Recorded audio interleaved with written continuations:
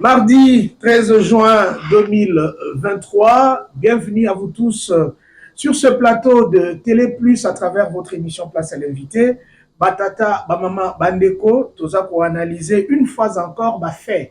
Dans les événements sociopolitiques où ils ont s'est déroulé dans le Cannabis République démocratique du Congo. Vous allez très surpris dans décider dans cette émission de l'on a lingala pour n'ayambeli bino.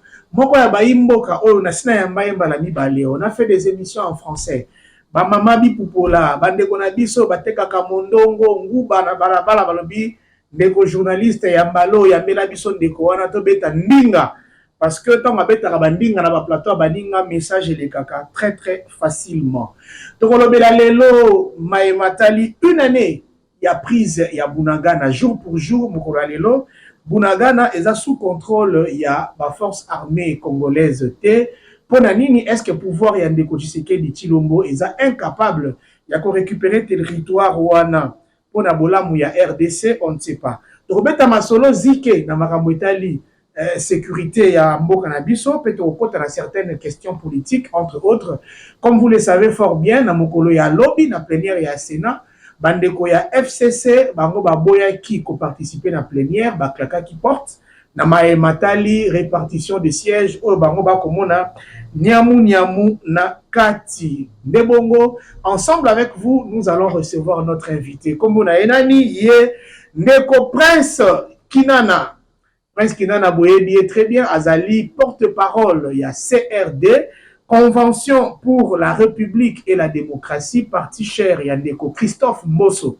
Oui, Azali, président, il y a Assemblée nationale, il y a République démocratique du Congo. Prince Kinana, Mbote.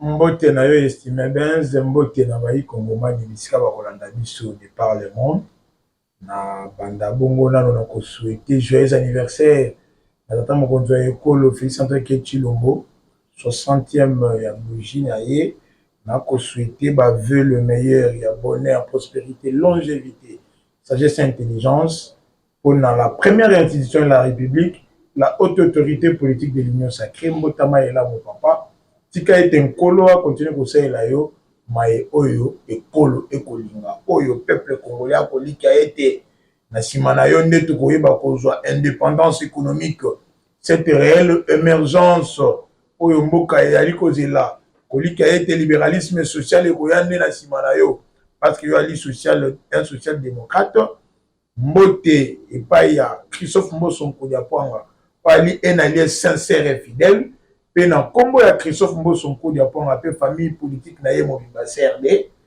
Totombeli, tata moto ya kolo lisusu joyeux anniversaire, Pena Kombo na ngai moko propre, Mbote na Christophe Mbosso, Pali président de l'Assemblée nationale, pe autorité politique ya parti na ngai, comme ça pour la République de la démocratie, pe ba cadre na ba au cadre na CRD na question. Très bien. Au nom de toute l'équipe de Télé Plus, au nom de mon patron Jean-Marie Kassamba, de ma directrice générale Nadine Kassamba, de mon coordonnateur Shadrach Kazadi et au mien propre, je souhaite un très joyeux anniversaire au président de la République démocratique du Congo. Je cite son Excellence Félix Antoine Tshisekedi Tshilombo. Aujourd'hui, vous soufflez à votre 60e bougie. 60 ans, ce n'est pas négligeable. Vous avez pris l'âge, vous avez pris plus de sagesse, plus d'expérience dans la vie. Et surtout que c'est vous, la première institution de notre pays, la RDC. Nous ne pouvons que vous souhaiter longévité, grâces infinies, toutes les bonnes choses du monde, afin que vous puissiez conduire à bien ce navire, la République démocratique du Congo, jusqu'à bon port. En tout cas, Excellence, Monsieur le Président de la République, heureux anniversaire à vous. J'ai joint ma voix à celle de Prince Kinana. Merci beaucoup. Prince Kinana, lelo ezali 60e anniversaire ya Mokonzi ya Mboka. Lelo Pekaka, le 13 juin, ezali une année, jour pour jour, Kobanda, cité ya Bunagana, ekweyaki na maboko ya Banguna, et puis ekozonga na contrôle ya République démocratique du Congo te. Baimboka bako mituna. Est-ce que question de sécurisation du territoire congolais est essoufflée Tata Mokonzi ya Mboka, top régime actuel parce que après plusieurs efforts faits et que ça la makaka te na Congo ya kolobate bunagana na biso ezongeli biso ba Kongomani. Matin de ndeko Benz omoni ndenge balobaka na Biblia akezalaka mokolo ya feti nde banguna baprofitaka mpo ke baya koboma bapeuple ya Nzambe. Félix Tshisekedi ali un don de Dieu. D'abord soki otali na code ya mboka na biso na bacoordonnées géographiques mboka na biso code postal nalaka plus 243. Soki tozongi na Biblia na Actes des Apôtres chapitre 24 le verset 3 omona na balobi que ndeko Félix depuis boyei na yo na bokonzi qui mekota na mboka. Actes des Apôtres chapitre 24 le verset 3. République démocratique du Congo plus 243. Bayi banguna ya peuple ba profitaki na mokolo ya mbotama ya moto ya kolo pour que baye ba ko fragiliser parce que au monita mu Kagame bane ko se retrouver na mboka o Kagame ndawo. Donc Kagame ko kotela biso na nzoto. Ako piller na bo pete nyonso. Ako décider sur les administratifs, ako décider sur ba service de sécurité, ako décider sur ba ordonnance présidentielle, ako décider sur ba nomination na mboka o. Ako décider sur ba nani ba ke représenter école Congo na ba organismes internationaux. Kagame bane ko bati. Tant mwana mboka feza de Chilomba komi mokonzi na mboka oyo. Amoni kabite likambone umeli mingi. Kongo ali pona ba Kongomani. Ba décision sengele zonga la biso. On n'a pas de dictat à recevoir et pas ba impérialiste ya ba multinationaux. Moins encore na un président africain, un dictateur, un président totalitaire, un draguila, un sanguinaire oyo azwa a instaura un état voyou au centre de l'Afrique. Axe du mal pour qu'il y ait émerger na pillage de ressources en boka ressources. Alors pour nakoya tikate tout le monde na malamu. Na ko le genèse à histoire. Dans le souci, il y a ko crever à CP aussi c'est le wana.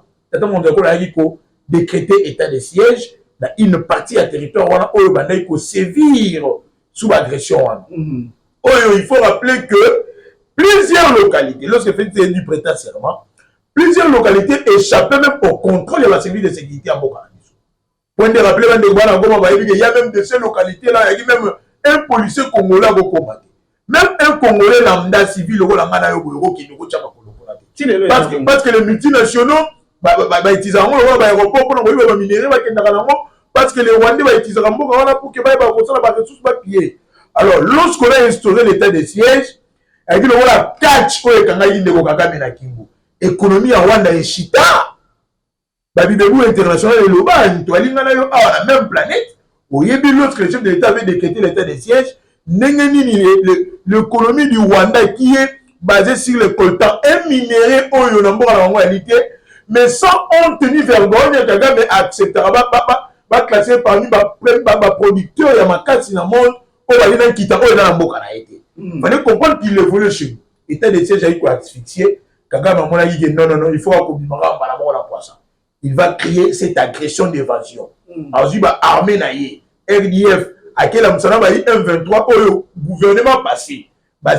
Si ça va monter militairement, mais si ça va monter politiquement, à base d'un accord. Il y a pas ça de mixage, et quand ça va dans l'administration, et quand tu vas dans le service de sécurité, et quand tu vas dans la diplomatie, quand tu vas dans le gouvernement, de Kagame, à quel moment si on va armer naïe, soldat naïe.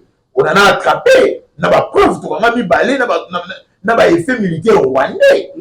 Alors, le ko bongo tango yiko salema et qui ko sema jour le 13 juin. Si le long inane. Pourquoi il aussi la terre? Nous sommes incapables non. Et aussi la terre pourquoi? Parce que ba service de sécurité to ba y faire des to comparer ba le col là anticorps dans tout.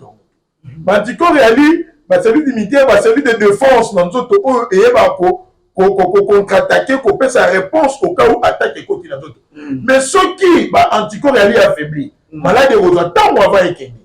C'est la même manière avec Bissot. Il fait descendre la Bissot, elle a qui affaiblit Makasi. Par l'infiltration, par le brassage dans le mixage de Makasi. Tu as une armée multinationale, armée à Zimbabwe,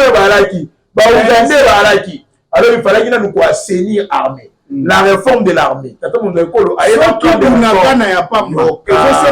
Stratégie c'est que sécurisation à territoire national mobimba au cas où tokomi vraiment na haut risque et vous avez la chose impossible. Mais oui, tant que ça la réforme, il non seulement pendant qu'on récupérer la localité ali occupée, il faut qu'on signale que ces rebelles va libérer qui en gros, il y a qui n'a pas M23, mais après on sous-entendra que au moins comment complicité entre forces les gens on en parlera et qu'il y a toujours sous contrôle dans Bango.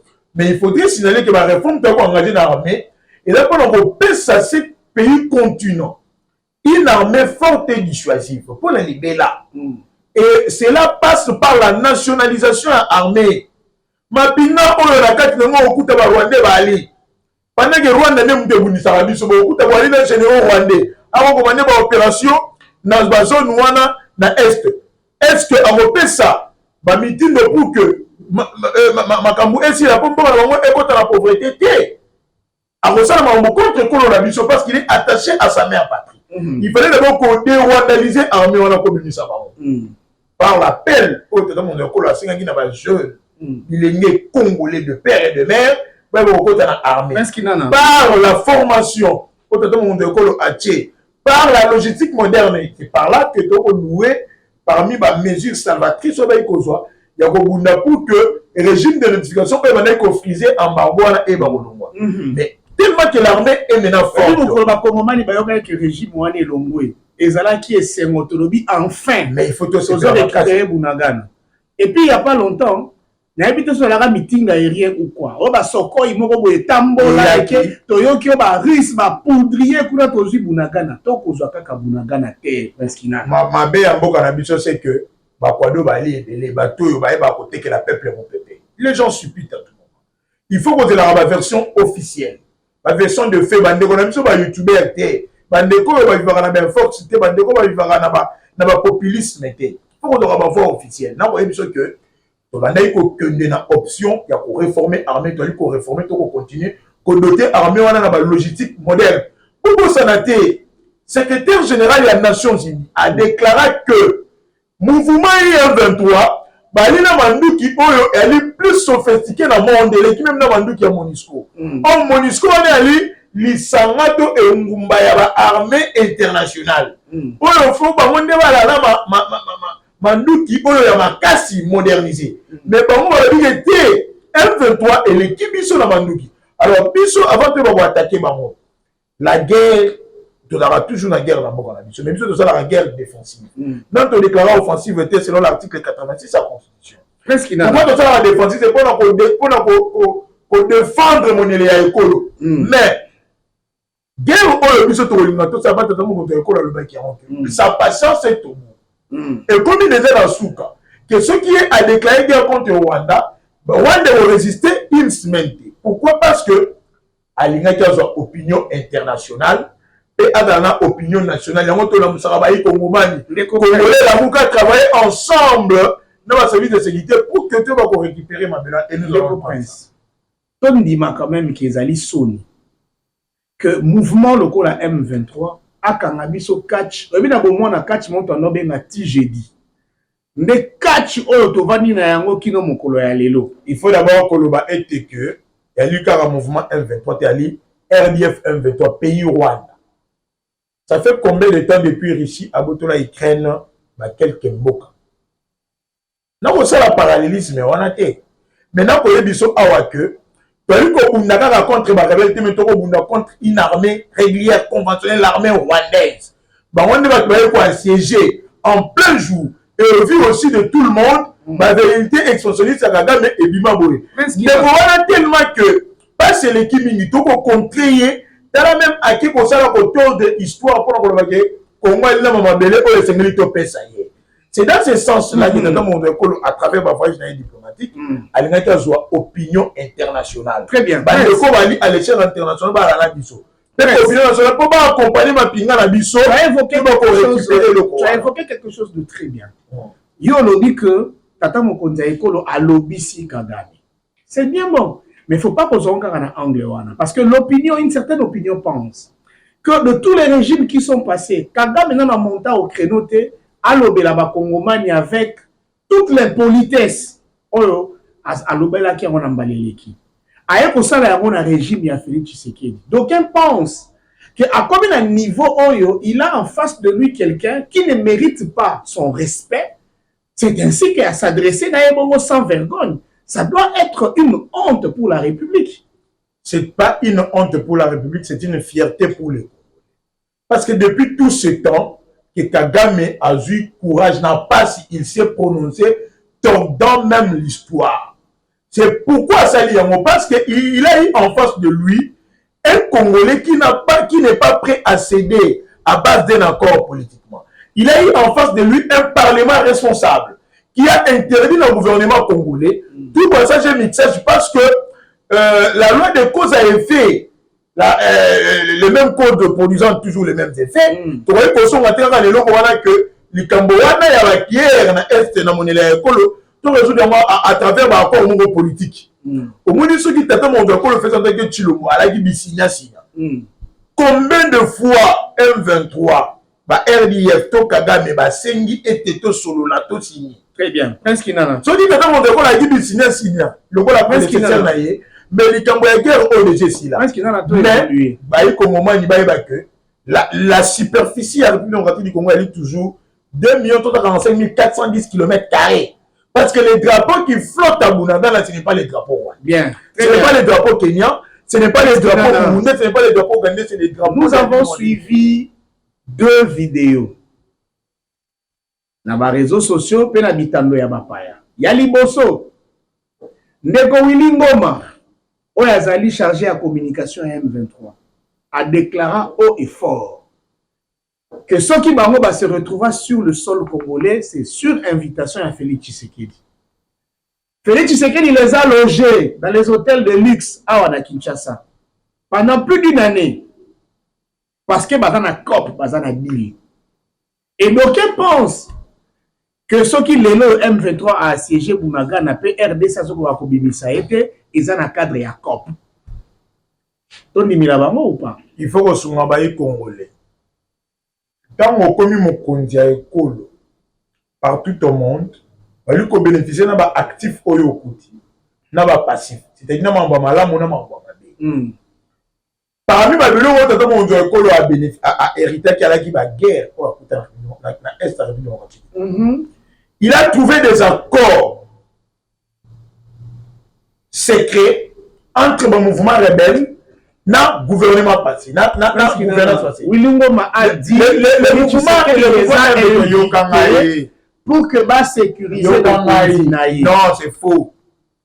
N'importe mon école, le gouvernement congolais, Nabanguna que la nani yo la li congomani. Vous êtes patriote. Moi je pose des questions pour toi. Mais parce que patriote, est-ce que vous pouvez relayer des tels? Parce que c'est le gars s'il te plaît. Je ne relaye pas. En quoi est basé une question? Je vais vous expliquer. Je vais expliquer. Qu'est-ce qui caractérise la gouvernance de Kagame? La ruse, le mensonge, n'est-ce pas? Haine Mokowana, n'a pas vérité expansionniste. Kagame a construit le Rwanda sur base de mensonges. Kagame a construit le Rwanda sur base de Makila. Kagame a construit le Rwanda sur base de Russe. Kagame a construit le Rwanda sur base de la commission et pas multinationaux pour éviter de d'une certaine manière. Tu veux dire le jour, mais les discours, il y a eu c'est les mensonges. Ils ont voulu faire chanter les régimes. N'oubliez pas qu'en 2013, M23 dans le gouvernement congolais va signer un accord. Obasanjo est là. Le ministre Raymond Tshibanda témoin. Le ministre Raymond Tshibanda va retourner au Obasanjo que vous acceptez un tel accord. À tous les 3 fois. Et puis il va lui dire que bon, on est là contre la Kinyate. Tant que vous avez un accord pour résoudre politiquement, faire taire ce mouvement à base d'un accord politiquement, il y a eu des L. Makenga a été ici dans la commune à Kinshasa pasteur. Les autres se sont retrouvés dans le gouvernement, nous tous dans le service de sécurité, nous tous dans la diplomatie. Mais par nous, on va se retrouver que la Ouganda va se retrouver que tant que nous avons un pour la République, il y a un accord qui va faire chanter. C'est comme ça que le chef de l'État, le gouvernement congolais, est invité à Bayoka. Qu'est-ce que vous voulez? Mais tant qu'ils sont venus, parce que c'est quand il engage l'État a qui négocier à genoux. Voilà pourquoi même dans le partenariat économique, il parle de win-win, 50-50, gagnant-gagnant. Mais bon, on va imposer. On va imposer. Bino, wali un mouvement rebelle. Quel que soit accord qui n'a gouvernance passée, on va imposer du sauté. Le coup, on va très bien. S'ils se sont entendus, très bien. Donc, entre les chefs de l'État, pour l'intérêt des Congolais, n'a pas voulu céder à leur manipulation. Bien. Cette question est aussi la qualité. Pourquoi? Parce que au moins une politique de défense mise au point, et par le gouvernement, et par le chef de l'État à travers sa vision pour réformer l'armée. Il y a sa école une armée dissuasive. Bon, il y a tous ces mouvements insurrectionnels rebelles. Tous nos pays voisins, la vérité expansionniste, ils vont finir bientôt au moins les grands Congo va renaître. Ce Congo-là de faire Mobutu, qui défendait l'intégrité territoriale au prix du sang. Est-ce que vous pouvez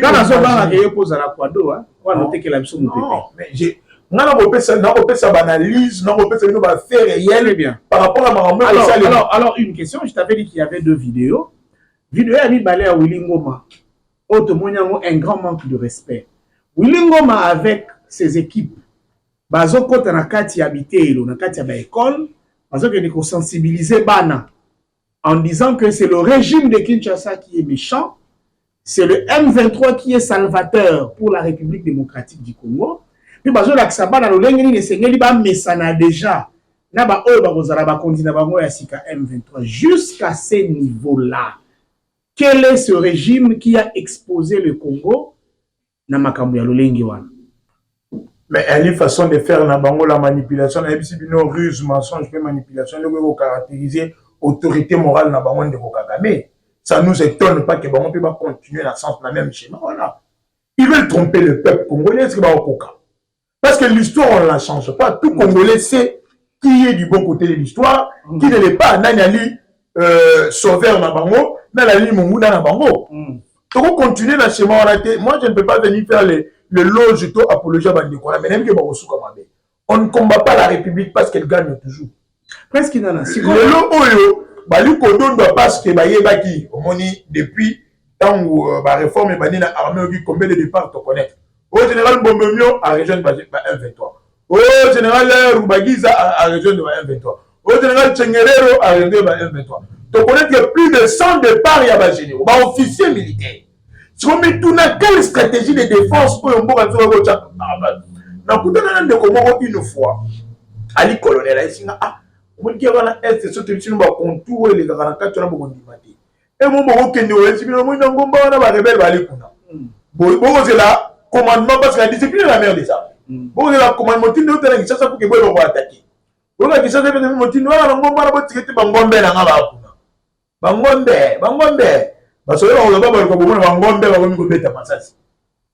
C'est une guerre injuste. Une guerre a un seul sens. Une guerre, il y a manipulation, une guerre, il y a ruse. Pendant que les génocides qu'ont connu les Congolais, les drames de Kisisi. Pourquoi on a massacré ces peuples? Il y a pire encore. Il y a une minerai stratégique pour fabriquer fusée, avion, alors il faut qu'on réveille au moment du côté à la histoire parce que votre émission a un caractère pédagogique. Il faut que ça va Congolais qui nous ne combattons pas, nous ne sommes pas combattus seulement que par Kagame à travers la coalition de RDF M23.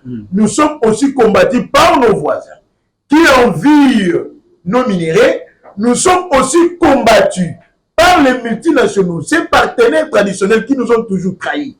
On va exploiter les jours pour que nous bénéficier de tous ces réformés. Parce que les autres du Congo est comme émergent. Pour atteindre l'émergence, aujourd'hui, armée à Makassi. Les États-Unis vont souffrir parce qu'ils seront obligés à base des accords pour que nous va minérer la mission. France va souffrir, Belgique va souffrir, Angleterre va souffrir. Merci. Voilà pourquoi les pays et c'est toujours pas Kagame. Prince, on va faire une mission que pour une émission dans on va expliquer. on a 5 émissions dans la stratégie. On a très bien. Mais il va que Congolais, c'est une histoire. Vous continuez sous. Alors, Prince Kidala, nous disions à l'introduction que ça fait une année, jour pour jour, depuis que Bounagan est dans Maboko Banguna, les Lopez Ali anniversaire à Mukondi Mboka. D'abord, il y a toutes nos questions. Analyse dans les alignes par rapport, il y a fait ou il y a jumelage ou il y a événement. Mais ma question est de savoir, pour nous, les lotos kata gâteau, to souffler bougie, to fêter anniversaire à Mukondi Mboka, ou bien les lotos congolais basa la matanga, pour na Bounagan na bango, ou ba yebite maramni ezo le kakuna na ngongao. Congolais, Seigneur a fêté, n'a l'immédiat en toute méditation. Rendre grâce à Dieu qui nous a donné un Félix Tshisekedi. Oyo aïe pour mettre à nu le plan de l'ennemi. Congolais et Seigneur a fêté, rendre grâce à Dieu pour dire qu'on a eu un fin diplomate inné pour désenclaver Mboka. Et le Oyo, guerre ya Est et Liboché Zalaka, Bako le Bayi FDLR, Bayi Bayi Kiramwe. Mais les lots, Babibébous internationaux, les livres s'écrivent. J'ai vu Charles Onana écrit. Namoni Omususola Bomi Rwanda sans frontières. Namoni, par rapport à Nations Unies, qui est dans le sens de reprouver clairement l'implication à Kigali. Chose de maintenant, ça les matins, dans matin où elle est. Non, non. Tu fous par rapport à quoi? Parce qu'il y a des experts qui viennent. Il y a des experts qui viennent batailler réellement que il y a agression. Il y a des experts qui viennent. Aujourd'hui, dans le Parlement européen, on a eu des députés européens qui ont répercuté la cause du Congo. Oui, ça c'est à travers la diplomatie parlementaire. Même à l'époque de Christophe Mbosso à Tchaki, pour accompagner la diplomatie agissante. Et nous avons montré le faisant avec Chilo. Si vous avez Prince Kinana, vous avez monté à partir à Christophe Mbosso. Mon candidat est parti. A déclaré la tribune ou à l'Assemblée nationale. Qu'il y a yebi. Batoyo, bazali, ba complice. Il y a situation d'insécurité oyo ekoleka nakati ya mboka na biso. Tant que ako dénonce kabakombo ya bato wana te, oko empêcher ba kongomani ba kanisa te Christophe Mbosso va complice. L'oppresseur n'est plus puissant que s'il a des complices parmi les opprimés. Est-ce que vous comprenez le ba on a linga Moïbi aya koyiba à chaque fois soki kaka na moto afongola yake porte na kati ya ndako. Est-ce qu'il nana loba eli na bayi kongomani de père et de mère bamususu yokana yebisa te bamususu ba congolais pas acquisition bamususu bakoma ba congolais na San City parce que le dialogue intercongolais là exclusivement entre les Congolais ça veut être un dialogue entre les Congolais et les Burundais, et les Rwandais, et les Zimbabwéens, et les Tanzaniens. Le dialogue intercongolais légalisa l'infiltration. Bisous, tu légaliser l'infiltration dans Bissou. Alors, ces Congolais-là, on va profiter de la guerre, qui sont en tant que deuxième personnalité de la République. Ali, président de l'Assemblée nationale, Ali informé à Yebi qu'il y a de ces Congolais qui entretiennent de milices. Il y a de ces Congolais qui sont partenaires, il y a M23. Il y a de ces Congolais qui sont partenaires, il y a Kagame. Il y a de ces Congolais qui sont partenaires, il y a multinationales. C'est une forte déclaration.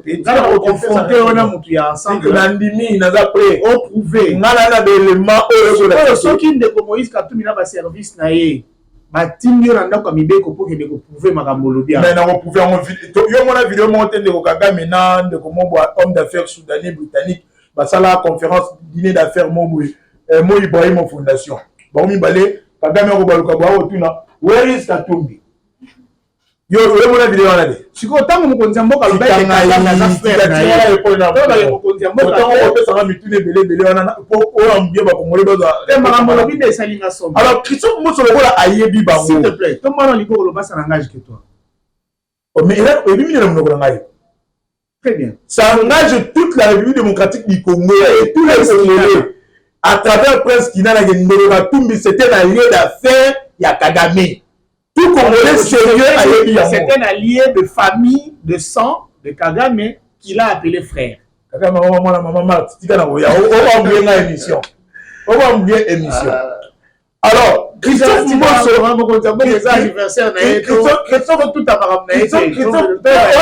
libre. La liberté d'expression est garantie. Tu vois qu'il n'est que président pour vous permettre de vous exprimer librement. L'état des droits. C'est quand même l'élection congolais. Christophe Mbosso a yebaki bango. Né à Pessimela. Chers collègues, quittez les groupes armés. Moi, tu l'es là. Moi, je suis. D'aucuns pensent que c'est un fait allié à Bino. Un fait allié, hein? Moi, je suis là. Non, mais on ne sera pas surpris de voir que l'unique prisonnier au monde, l'unique prisonnier au monde pour faire déplacer président suisse. Donc, il y a des 7 députés. Alors, Christophe Mbosso, en tant qu'un homme d'État, vous savez qu'il existe dans ce pays. Parce que, et là, on est caractérisé à Mbosso, sans parler. Respect à la loi, à texte, à principe. Mbosso, il est dans la loi. Un homme d'État est différent d'un homme politique. Je peux parler sans frein de la langue. Sans même que, selon on a pensé dans l'analyse politique. Mais Christophe Mbosso, en tant qu'un homme d'État, il est tenu à certaines réserves. Donc pendant que il est régime, il a un mode de fonctionnement, il a des canaux de communication pour des choses qui a trait à la sécurité nationale, à la sécurité de l'État. Quand vous voyez le député, il prend la liste.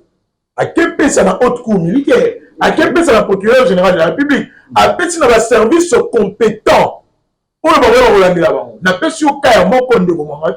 Très bien. Alors, Prince Kinana, toi tu as toujours dans l'angle à sécurité, côté à Makambi a fait Tito Matanga, tu as déclaré toi-même qu'aujourd'hui c'est une fête, une fête dans la méditation. Nous devons nous réjouir. Ou bien, ça la deuil pour le territoire na bango eza na maboko ya Munguna. Prince Kinana. Na mutu ya dimanche, poto koma mokolo ya lobi lundi, na mboka Djougou, na province ya Ituri. Banguna babimeli bato, pe babomi plus de 40 personnes. Apparemment na Congo, liwa ya Congomani ezalaka sous événementé. Ezalaka sous spectacle te, la mort est devenue un fait normal. C'est comme si ce jour moko te profite, on dirait te kokisi objectif moko ya Congo te. Et Makambaboye et Kosalama pendant que vous Bozana Bokondi. Nzokane Bolaka Biso, pas Biso, ba Congolais en général, que Soko Bozui Bokondi Namboka Oyo, Matanga et Kosila na Congo. Est-ce que Bokondi a fait Tshisekedi ezali capable ya sécuriser ba Kongomani na misala na bango, na bandako na bango, pe na bisika na bango nyonso basangana? D'abord, un mot pour consoler ma famille. Je compatis avec vous, chers frères. Il y a Ituri, il y a Goma, Nord Kivu, Sud Kivu, vous qui sévissez cette guerre injuste. Par atrocité, on a affre de guerre. Il y a des enfants qui ne partent pas à l'école, il y a des ceux qui ne mangent pas, les mamans ne partent pas au champ, nous sommes commis orphelins, nous sommes commis veuves. Tout ça parce que nous devons subir une guerre injuste. Mais je vous donne une lueur d'espoir en disant que, à travers ces messages que Fils Tshisekedi se bat jour et nuit pour en finir, une fois pour toutes. Nous chanterons un jour ce chant de louange. Nous révérons en face comme ça, parce que la République va être régnée à travers un plan de désenclavement. Nous sommes en train de réformer les services de sécurité pour qu'ils deviennent ces systèmes immunitaires capables de riposter à chaque maladie. Nous n'allons pas baisser les bras. Mais bilo connaît vos éléments. Et c'est une chose congolais. La guerre dans l'Est rêvait des enjeux géopolitiques et stratégiques. et aussi des conflits qui naissent des rivalités ethniques. Mon cher, kata sangoke, bayibi biso kolta nyonso. Toyo kata sangoke, bayibi biso diamant nyonso. Mais tant que tozo kake bazoyi ba milimo ya ba. Halobi boye. Bitumba na RDC, il y a un contour géopolitique. C'est-à-dire, bayiba ngombe sangani ba ko yiba kita ekolo Congo, ba ko bundisa biso na manduki. Mususu yaraka bitumba entre bikolo, entre ba ethnie, entre ba clan. Oyo ba emana ba lendu ba yoka na raté. Ba simi manduki, ba simi manduki ba ko mikobomana. Ba rivalité interethnique, intercommunautaire de Tokoboya. Alors, ces affres-là, c'est condamnable. 40 morts. Non. Voilà pourquoi nous devons restaurer cette autorité de l'État au Zanga depuis très longtemps. Cette autorité de l'État est au Zonga Malé. On est en train de reconstruire, de rebâtir, de refonder. On est en train de réformer, de faire renaître l'État-nation. Un État où les Congolais vont vivre dans toute quiétude, dans toute tranquillité. Parce que la sécurité on peut attendre cette jusqu'à quand? Est-ce que tu peux estimer que selon nos plans, selon nos calculs, jusqu'à telle période, nous pensons que nous pouvons... Ça arrive. La refondation de l'État va achever son cours normal au cours du deuxième mandat de Tamondia pour le fils de... Entre-temps, parce qu'on est en train de poser les jalons. Non. J'ai dit ici, l'armée est en train de se réformer. Au moins, l'armée n'a vu son olé et yaka en retard. Et comment est-ce qu'on en avance? Parce que même le service de sécurité n'a vu son et comment qui faillit. Bien. ANR, DENIAP, le service de renseignement, déjà, la frontière est poreuse. Il existait dans ces pays, les policiers à la radio. Mais qui va assurer l'autorité de l'État? Qui va représenter l'État? Une question à répondre par un oui ou par un non. Peux-tu accepter que ton fils soit militaire dans la FRDC? Aujourd'hui, oui. Avec oui. Très bien. Alors, Prince, tu as évolué. On reste sur la question sécuritaire. Parce qu'il a dit parce que mon solo elle a dit que armée et elle a qui n'a pas très mêlé. Tout le monde s'y va mouna. Au moins le calamité au monde basolo au moins il est tombé sur la bombe changement. Solo a dit na katanga kei na ba Congo, oya ba Congo ke na ba ndundu ba ndundu ke ne côté to ko komité bango bongo. O soda va na la mboka mo wala chef coutumier bongoté. Bien. Sikoyo to tieni bango le susu makoki. O mona ba école na camp church, hôpital modèle. Toko tia soda na condition malamu. To pesi bango moko mobeko ba votaka budget na bango. Biso na armée bandu ki faut somba autant, transport autant, fonctionnement autant, ba bureau au sala boy. To moni pour une année il nous faut 10 milliards. Ah, total budget armée 10 milliards, budget écolo 16 milliards bon, avec 26 milliards. C'est ça la réelle émergence. Très bien, Prince. To la mwangunga. Tata Mokondi Ntoma ya Maïma Tali Mampinga, topé ministre de la Défense, vice-premier ministre, ministre de la Défense, Jean-Pierre Bemba Gombo, Azako séjourné na ville ya Goma, na province ya Nord Kivu. Ça peut donner une lueur d'espoir. Tant que bazo mona que moto atali question ya Mapinga. Akei, Apoussani, et si ka oyo ba afre ya guerre, comme tu l'as évoqué, et ko salama. Kasi ya kokamwa. Tata Mokonzi Mboka alobi abandi kokoma na suka. Patience te bandi kokoma na suka, il est prêt à frapper. Tobanayi cause la régime ya notification elongwa, elongwe. Toyoka ki peke tote kosoma bibundeli ya minene. Les Congolais disent c'est Rwanda qui nous a énervé, il faut enfin to niataye. Neye tolobaka toko kota Rwanda journée moko totamoli Rwanda mobiba to bengani bangoto. Eza moko bandoto etikali pa ba Congolais. Yako kama ndeko Bemba ya lobi te. Na yende kosenga na ba groupes armés. Botia na se. Botika bitumba, botika kobuma batu. Nzoka ne yango ezali moko ya ba moyens oyo ezala toujours utilisé pe solution etikala komonana te par ces moyens là ya kosenga botika to solo là. Vous ne trouvez pas que ba solution nyonso ya régime ya Félix Tshisekedi eza ya kokokana et puis ici eza te pour que Congo elongwa na situation oyo ezali nango ya bitumba. Dans l'art de la guerre, balobi pona kosala bitumba esengeli kozala na mapinga moko ya mpifo. Schéma tondaki kokende yango wana otoali na yango pelelo. Mais la meilleure des façons pour résoudre un conflit, la meilleure de l'option est la voie diplomatique, la voie de dialogue. Na kimia. Parce que cette guerre, il faut se demander na mboka na biso. Ba oyo ba revivre ba après de guerre wana ali ba Congomani, ali ba Rwanda.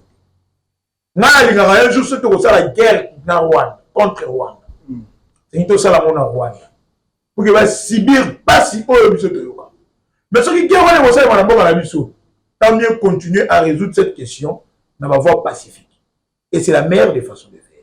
En attendant, on a une façon de dissuasion, arme dissuasive. Mais quand on a le territoire congolais. Il faut une photo c'est dans ce schéma-là. Ça ne pas la parce que le schéma est dans le sens que on a une armée dissuasive en Afrique. Quand on a une émission. Au moins, le pôle diplomatique n'a pas de Canada, franco-américain, on va trahir. Au moins, la France-Afrique, Russe-Afrique est pour avancer dans l'Afrique. La France a perdu son contrôle dans le pays africain. Le pays géostratégiquement possible, capable de très fidèle, dans le franco-américain, c'est la République démocratique du Congo. On va perdre des calamités à partir de cette question. Moi, je l'ai dit, la guerre russo-ukrainienne est pour définir la nouvelle puissance mondiale. Mais les actions, après les guerres du Congo, avec la Félix Tshisekedi, et qu'on définit le futur du Congo par rapport à quel bloc de le voyage du chef de l'État, la Chine, voyage du Premier ministre de la Turquie, diplomate turc, émissaire de l'émission de Russie, Christophe Mosson en Russie. C'est un pôle où on se rapprocher. Par rapport à la question, pourquoi nous continuons toujours au Kenya dans la voie de dialogue? C'est parce que nous aussi ça va réformer la mission. Aussi ça va réformer la mission. Ça prendra combien de temps? Mais les réformes peuvent prendre le temps que ça prend, mais en attendant, nous devons reprendre ce pays fort. Et il y a une armée forte au cœur de l'Afrique. L'armée congolaise, qui était 8e du nombre, pour force du nombre. Autant l'armée congolaise, Burundais, Zimbabwe, Rwandais. Lorsqu'on classe les armées au monde, reconnaissance, nombre, qualité, et soit qu'union sacrée, 400 reconnaissance du Kassatonine. Reconnaître que l'armée Nabiso est qui en termes de puissance, 8e armée. C'est pas en termes de puissance, en termes de nombre. Lorsqu'on classe les armées au monde, on voit la quantité. Tu sais que ça crée un effet psychologique. La qualité. Quand les autres forces apprennent que l'armée haute, Piazza 8e, ça crée un effet psychologique. Pourquoi ne pas dire, par exemple, merci au régime passé. Les services de sécurité de ce pays-là. Si nous appelons général Tchengereo à la bataillon tel, élément parce qu'il est des nôtres. Si nous appelons général Rugwiza, nous appelons général c'est-à-dire que comme presque à la fin. Cette façon de faire, moi j'apprécie. C'est pour ça que j'avais dit que Mouni, gouvernement Samadou, c'était un gouvernement, c'était un remaniement technico-stratégique. Le chef de l'État a pu. Je sais que le terme de vous ne manquez pas. Oui, technico-stratégique parce que la stratégie militaire Ben Bayemi. Comment on découvre avec ces gens? Il en sait. Et cette voie c'est une voie diplomatique. Très bien. Mais est-ce qu'il en a? En tout cas, on quitte la question sécuritaire pour prendre la question politique, mais il y a deux questions où il faut répondre rapidement pour tout le monde. Il y a Liboso, Bandeko, il y a ADPD, Action du peuple pour la démocratie, et ça, mon parti signataire, il y a Charte Union Sacrée. Dans mon collègue à lobby, il y a un siège à UDPS, pour la conseil, il y a Liboso, Koyebisa, na UDPS, qui a influencé dans mon kondiamboka pour que bande konyo soit union sacrée oyo bazui bazo sala ba cumul ya ba fonction politique na ba fonction d'état et sengeli ba démissionner pe ya mibale à tout prix UDPS il faut sa présidence ya union sacrée étant donné que yende abundi mingi pour que alternance et ça là-bas bokondi et qu'il y a une opposition. Comment tu juges la démarche ya bande quoi? D'abord dire que quelqu'un est en train de faire l'équilibre entre les fonctions et les fonctions politiques. Exemple, on a pour qu'il n'ait pas répondre au malade. En attendant, sur la question de la présidence de l'Union sacrée, la haute autorité politique de l'Union sacrée se fait Sandrine Ketchilo. Nous connaissons, nous tous, les appartenances politiques par rapport au parti politique, bien sûr, du chef de l'État. C'est-à-dire que la présidence de l'Union sacrée, ça vient, et elle est la UDPS. Et l'UDPS, son secrétaire général, fait partie des membres du Présidium, qui est le deuxième organe de l'Union sacrée. Hormis le bureau et la haute autorité politique, il y a le Présidium, qui est coordonné par Christophe. Mais il y a 6 membres du Présidium. Augustin Kabou, le secrétaire général de l'UDPS, Christophe Moussou, président de l'Assemblée nationale, président du CRD, Samuel Lokone, le premier ministre, encore, Vitel Kameri, vice-premier ministre de l'économie, INC, Jean-Pierre Bemba, MLC, vice-premier ministre de la Défense, j'ai oublié qui, Bahati Lukwebo Modeste, président du Sénat, AFDC. Donc, l'UDPS a la haute autorité politique et Balina Présidium. Dans le niveau de la conférence de président, dans la Union sacrée, la conférence de président est dirigée par l'UDPS. Donc, Moni, une politique de flatterie. Moi, je les renvoie à charte à l'Union sacrée. Ils vont comprendre que tous les partis politiques signataires de la charte de l'Union sacrée se sont mis autour de l'UDPS pour accompagner le chef de l'État dans sa vision et à reconstruire l'État congolais. Très bien. Nous n'avons pas, imposer vision. Nous sommes venus secourir l'UDPS. On reconnaît que les combats leur appartiennent. Le chef de l'État vient de l'UDPS. Mais comme on parle de l'État-nation, on parle de la République, le chef de l'État qui n'est pas un magicien, il ne peut pas travailler seul. Bien. Il a besoin de collaborateurs. Voilà pourquoi les hommes politiques, des leaders, des fidèles, ceux qui sont sincères, le roi Christophe Moussou, le roi Vital Kamere, bien. Mais si ses frères veulent s'allier à l'UDPS, qu'il évite de faire les Congolais renards. Très bien, merci beaucoup. Qu'il évite de jouer au renard. Est-ce qu'il y a un texte et à charte, on va retrouver que l'UDPS occupe une place de choix dans l'Union sacrée. D'ailleurs, le commandement de l'Union sacrée appartient à l'UDPS. Très bien, vous. Merci beaucoup. Presque je t'avais promis 2 questions. Voilà, tout n'a mis balé, Zate Munga et Sili. Donc, tu as vu, moi, tout n'est belé par rapport à l'actualité en beau cannabis. Le col à Ao et Zalara Chemino. Donc, vous avez le droit de revenir quand vous voulez pour que tu continues à analyser Babitouna Moussoussou. Je dois dire que nous sommes déjà... J'aurais voulu fixer l'opinion par rapport à Makambo Bandeko, à fond commun contre... Non, la ligne fixée en côté. La ligne fixée en côté pour... Merci beaucoup, peuple du monde. Nous avions reçu Prince Kinana, il est porte-parole de la CRD, Convention pour la République et la démocratie, parti cher à Christophe Mbosso, président de l'Assemblée nationale de la République démocratique du Congo, pour avoir cette belle recette de la place à l'invité aujourd'hui. Il y avait les concours techniques de Gauthier Yanfou derrière la caméra. Merveille Lamazi derrière la caméra également, parce que nous on utilise aussi le savoir féminin. Et puis à la régie, c'est Christian Kingo.